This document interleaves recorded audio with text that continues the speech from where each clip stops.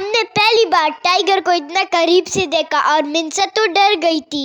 ये तो मुझे ऐसे घूर रहे हैं जैसे इसका मैंने कर्जा देना है। वीवर्स, इस परिंदे का नाम बताएं। मिंसा की बात नहीं कर रही है, जो पानी में परिंदा है इसकी बात कर रही हूँ। ये व्हाइट और ग्रीन कलर का मोर तो मुझे बहुत पसंद आया। हमारी बिग फैन ईमान से ये सवाल है कि इस परिंदे का नाम बताएं। अब ग्रीन एंड व्हाइट मोर को अलग अलग भी देख ले। वीवर्स, इस पोनी को देखे, ये मेरी सर वाली पोनी नहीं, ये वाली इसको पोनी कहते हैं। ये तो मुझे बहुत क्यूट लगी। वीवर्स, ये बताइए ये गोट है या शीप है? मिंसा तो कह रही ये लामा है। इस टर्टल का साइज देखे, ये तो इन सब टर्टल की ग्रैंड मदर रखती है।